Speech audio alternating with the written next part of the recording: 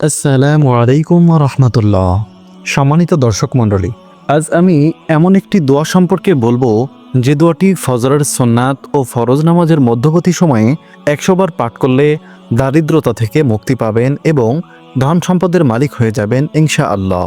ইমাম মালিক রহমতুল্লাহি আলাইহি হজরত ইবনে উমর রাদিয়াল্লাহু তাআলা আনহু থেকে বর্ণনা করেন যে একবার এক ব্যক্তি হুজুর সাল্লাল্লাহু আলাইহি ওয়াসাল্লামের কাছে এসে বলল, ইয়া রাসূলুল্লাহ, দুনিয়া আমার থেকে বিমুখ হয়েছে এবং পৃষ্ঠ প্রদর্শন করেছে।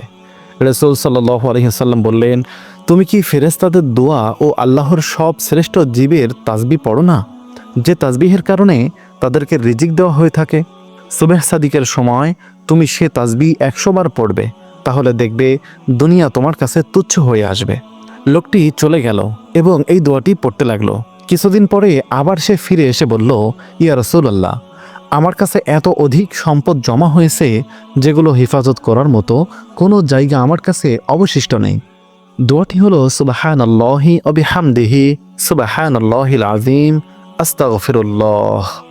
দোয়াটির অর্থ, আল্লাহ তাআলা সব অসম্পূর্ণতা থেকে পবিত্র এবং সমস্ত প্রশংসা তাহারই জন্য। মহান আল্লাহ তাআলা পবিত্র। আমি আল্লাহর কাছে ক্ষমা প্রার্থনা করছি।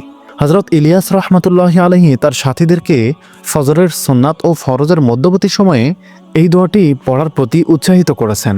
এটি একটি পরীক্ষিত আমল। আল্লাহ তাআলা আমাদের সবাইকে দারিদ্রতা থেকে মুক্তি দান করুন, আমিন। আপনি যদি বিভিন্ন দোয়া ও আমল সম্পর্কে জানতে চান, তাহলে এই চ্যানেলটি সাবস্ক্রাইব করে পাশে রাখা বেল আইকনটি অন করে দিন।